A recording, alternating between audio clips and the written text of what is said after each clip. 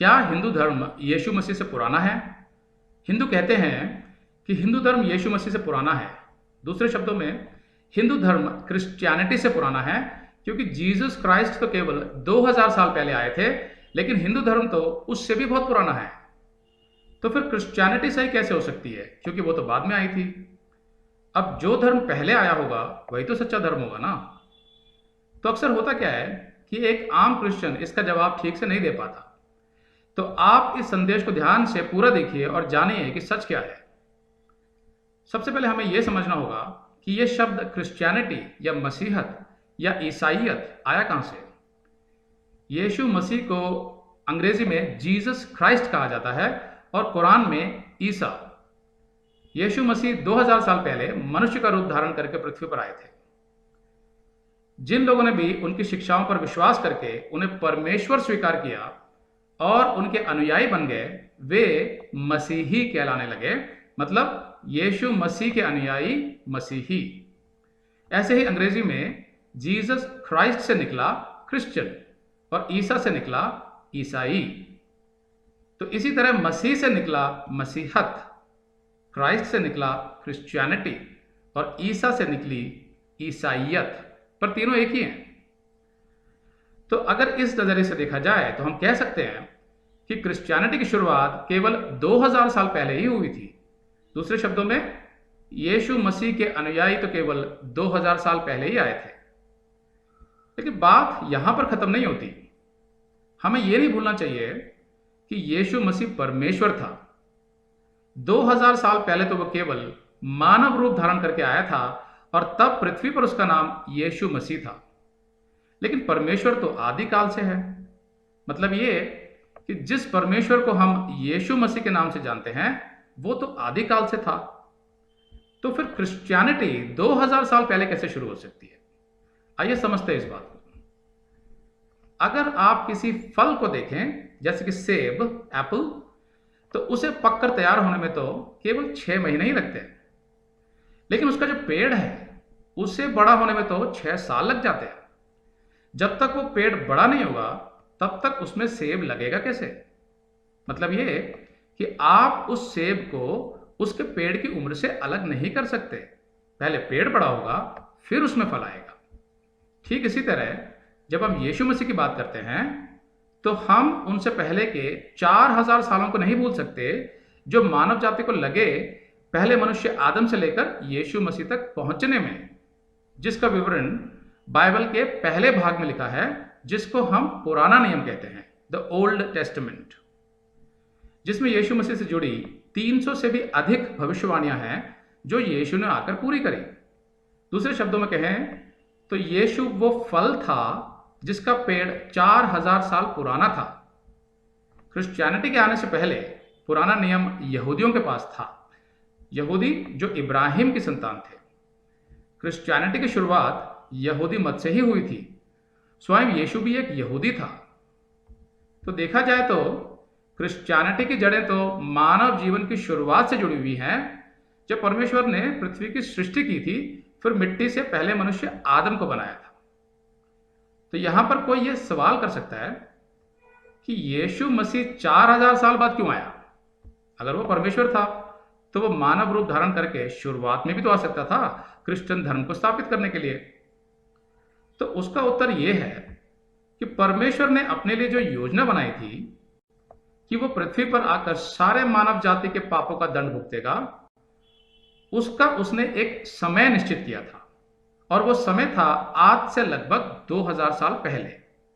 Bible कहती है गलातियों के 4:4 में, जब समय पूरा हुआ तो परमेश्वर ने अपने पुत्र को भेजा जो स्त्री से जन्मा और व्यवस्था के अधीन उत्पन्न हुआ। देखा आपने, जब समय पूरा हुआ तो पिता परमेश्वर ने पुत्र परमेश्वर को पृथ्वी पर भेजा मनुष्य को पाप से बचाने की अपनी योजना को पूरी करने के लिए। दूसरी महत्वपूर्ण बात यह है कि भले ही यीशु मानव रूप में तो केवल 2000 साल पहले ही आया, लेकिन उससे पहले पुराने नियम में यीशु कई बार पृथ्वी पर आया और गया अपने देह धारण करने से पहले वाले रूप में, इन हिज प्री इनकार्नेटेड फॉर्म, जिसको थियोफनी भी कहा जाता है। मतलब जब परमेश्वर किसी न किसी रूप में मनुष्य के सामने प्रकट होता था। तो आइए देखते हैं यीशु के विषय में पुराने नियम में क्या लिखा है। यीशु के पुनरुत्थान के बाद लूका 24 में जब दो जन इम्माउस नाम के गांव जा रहे थे तो यीशु उनके साथ हो लिया। वे दोनों यीशु की मृत्यु संबंधी बातें ही कर रहे थे। तब लूका 24:25 से 27 में यीशु ने उनसे कहा, हे निर्बुद्धियों और भविष्यद्वक्ताओं की सब बातों पर विश्वास करने में मंदमतियों, क्या अवश्य ना था कि मसीह ये दुख उठाकर अपनी महिमा में प्रवेश करे? तब उसने मूसा से और सब भविष्यद्वक्ताओं से आरंभ करके सारे पवित्र शास्त्रों में से अपने विषय में की गई बातों का अर्थ उन्हें समझा दिया। तो यहां तो स्वयं यीशु ने इस बात की गवाही दी है कि पुराने नियम में उसी के बारे में लिखा गया था। तो यहां यह साबित हो जाता है कि पुराना नियम और नया नियम अलग नहीं किए जा सकते, बल्कि नया नियम पुराने नियम के आगे की ही कड़ी है। दोनों मिलकर ही संपूर्ण बाइबल बनती है, पुराना नियम और नया नियम। यीशु के आने से लगभग 400 साल पहले पुराना नियम लिखा जाना समाप्त हो चुका था। फिर यीशु के आने के बाद उसके शिष्यों द्वारा नया नियम लिखा गया। अगर हम आरंभ से भी लें तो बाइबल के पहले अध्याय में ही यीशु मसीह के बारे में लिखा हुआ है, एक भविष्यवाणी के रूप में। जब आदम और हवा ने पाप किया तो परमेश्वर ने उन्हें आशा की एक किरण दिखाई। उत्पत्ति 3:15 में परमेश्वर ने शैतान से कहा, मैं तेरे अर्थात शैतान के और इस स्त्री के बीच में और तेरे वंश और इसके वंश के बीच में बैर उत्पन्न करूंगा और वह तेरे सिर को कुचल डालेगा और तू उसकी एड़ी को डसेगा।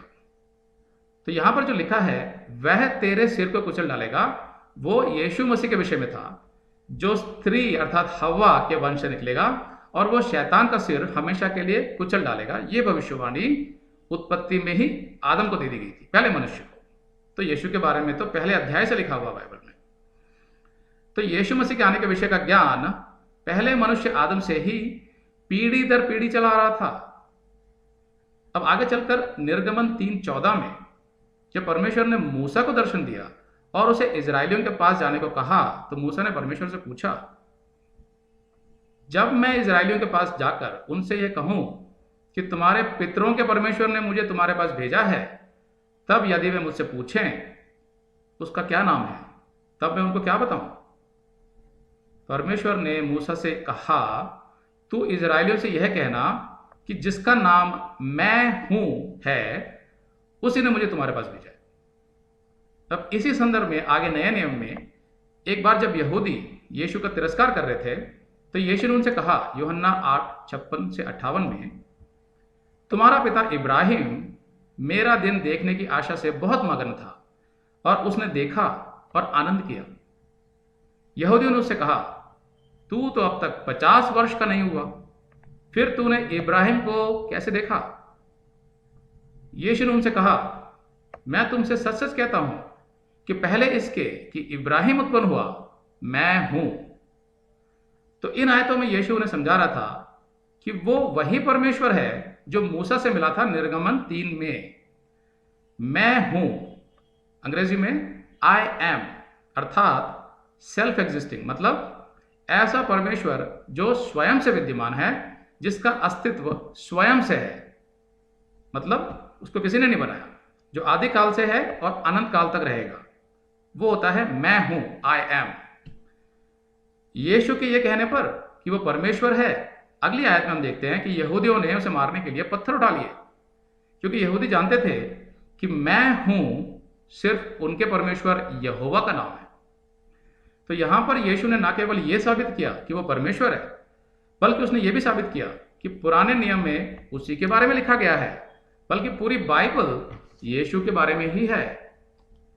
कभी कभी लोग ये तर्क करते हैं कि बाइबल में यीशु ने कब कहा कि वो परमेश्वर है। जो लोग गहराई से और सच्चे मन से बाइबल का अध्ययन करते हैं उनको सारे सवालों के जवाब मिल जाते हैं।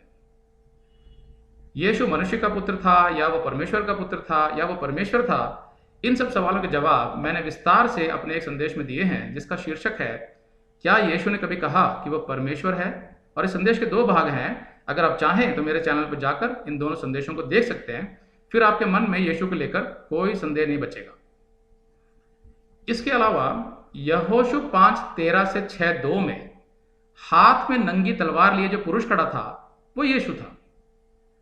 दानियल 3 में राजा नबूकदनेस्सर ने जब दानियल के 3 दोस्तों को आग के भट्टे में डाल दिया था तो उसने भट्टे में एक चौथे पुरुष को भी देखा और कहा, दानियल 3:25 में, अब मैं देखता हूं कि 4 पुरुष आग के बीच खुले हुए टहल रहे हैं और उनको कुछ भी हानि नहीं पहुंची, और चौथे पुरुष का स्वरूप ईश्वर के पुत्र के समान है।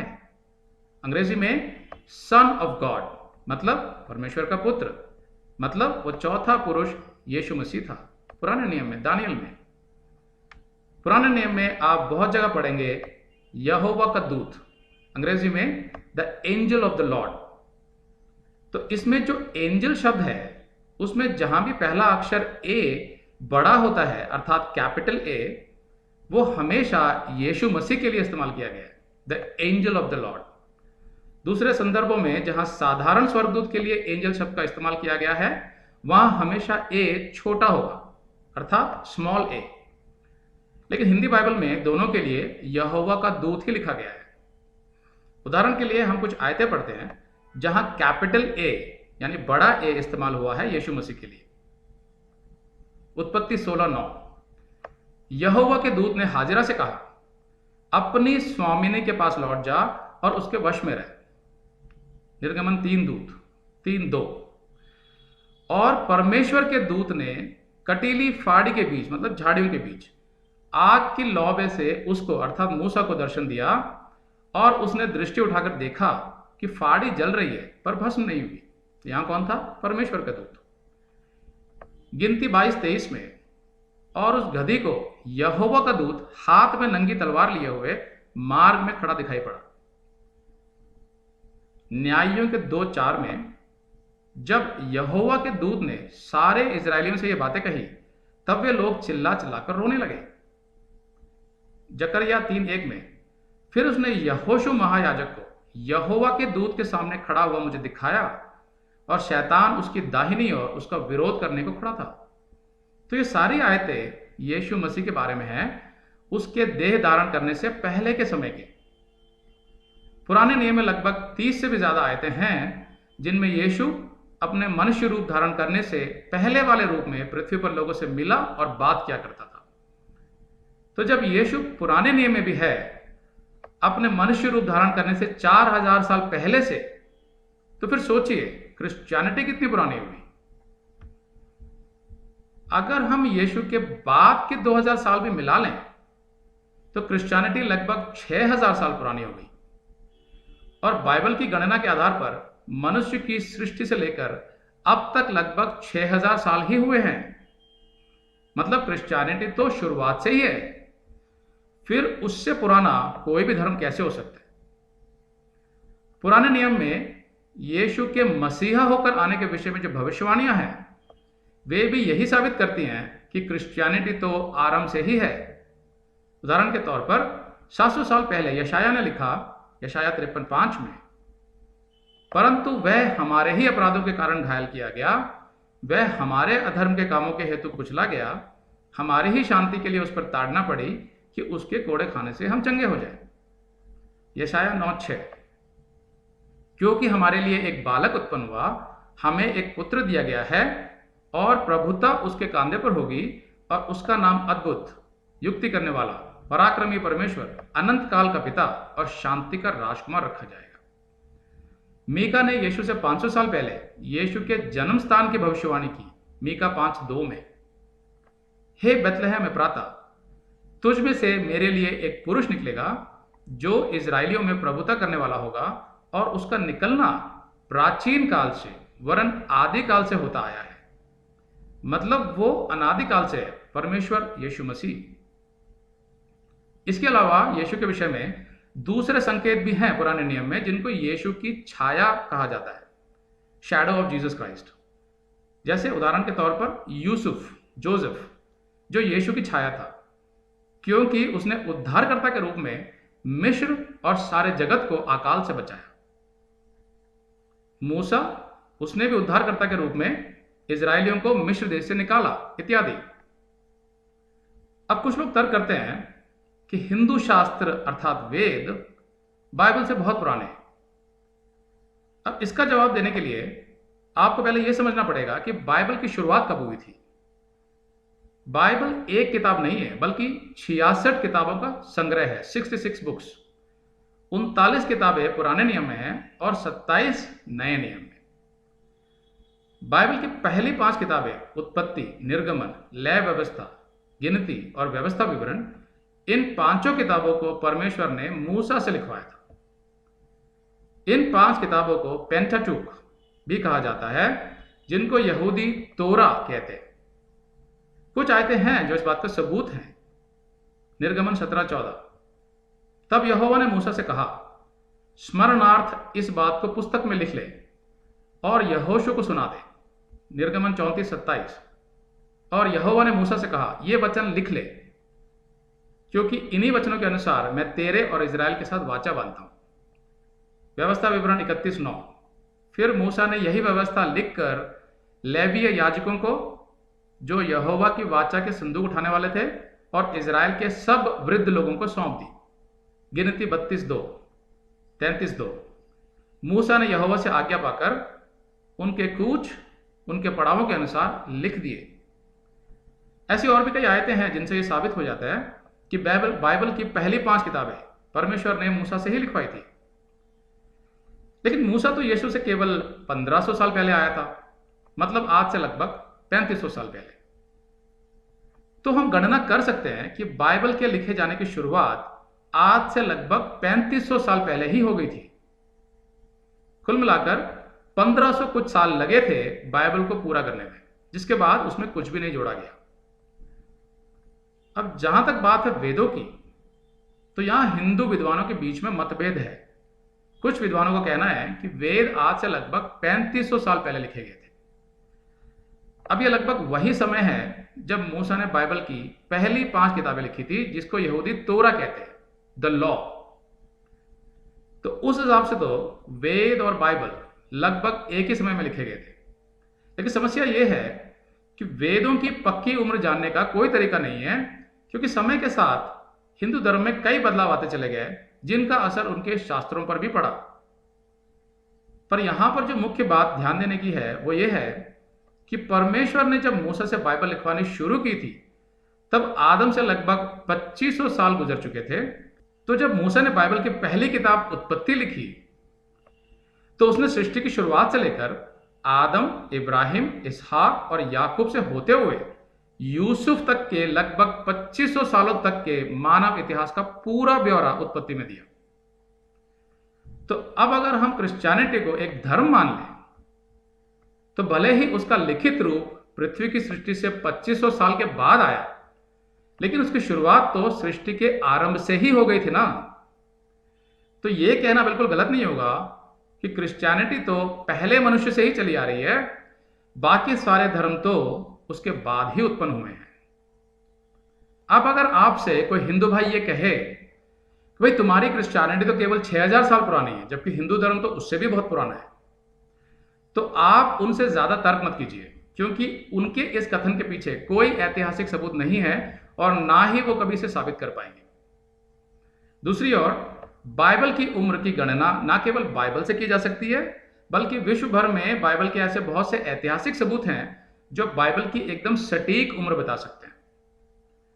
अब यहां एक और बात जो ध्यान देने की है वो ये है कि बाइबल के लिखे जाने से पहले के जो 2500 साल थे, उनमें यहूदियों के अलावा भी कई दूसरे धर्म खड़े हो गए थे जो मनुष्यों के बनाए हुए थे और परमेश्वर की ओर से नहीं थे। परमेश्वर ने तो सिर्फ इब्राहिम को चुना था, जिससे आगे चलकर यहूदी कौम आई और फिर बाद में क्रिश्चियनिटी आई। लेकिन जो दूसरे धर्म खड़े हो गए थे, यह बहुत संभव है कि उन्होंने बाइबल से भी पहले अपने कुछ शास्त्र लिख डाले थे। अब उदाहरण के तौर पर यह माना जाता है कि शायद मेसोपोटामिया का गिलगामेश नाम का महाकाव्य, जिसमें भी पूरी पृथ्वी पर जल प्रलय की एक घटना है, वो बाइबल से भी पहले लिखा गया था। अब एक और रोचक बात यह है कि हिंदुओं के सतापथा ब्राह्मण में भी एक जल प्रलय की कहानी है, जिसमें मनु नामक एक धर्मी मनुष्य को एक बड़े जहाज में बचा लिया गया था। लेकिन भले ही कोई भी शास्त्र उन 2500 सालों में लिखा गया हो जब तक कि बाइबल लिखी जानी शुरू नहीं हुई थी, और भले ही उनकी कहानियां बाइबल से मिलती जुलती क्यों ना हो, लेकिन हमें यह पता है कि केवल बाइबल ही परमेश्वर का वचन है। उसका सबसे बड़ा सबूत यह है कि केवल बाइबल में ही जल प्रलय से लेकर यीशु मसीह के पृथ्वी पर आने तक का लगभग 2600 सालों का इतिहास है। केवल बाइबल में ही जल प्रलय से बचे नूह से लेकर यीशु मसीह तक की पूरी वंशावली है, जीनियोलॉजी, जैसा मत्ती 1 और लूका 3 में लिखा है। लेकिन इन सबसे ऊपर यीशु मसीह ने स्वयं मत्ती 24:37 से 39 में जल प्रलय और नूह के विषय में बताकर पूरे बाइबल की पुष्टि कर दी। पर्सनली मुझे तो इसके अलावा और कोई सबूत नहीं चाहिए कि स्वयं यीशु ने पुराने नियम की पुष्टि कर दी। मतलब मेरे लिए तो सारी बाइबल ही सच होगी। तो निष्कर्ष क्या निकला? अगर कोई आपसे पूछे कि क्रिश्चियनिटी कितनी पुरानी है, तो आप उससे कह सकते हैं कि क्रिश्चियनिटी सबसे पुरानी है, क्योंकि क्रिश्चियनिटी की शुरुआत तो पृथ्वी के पहले मनुष्य आदम से ही हो गई थी। आमीन।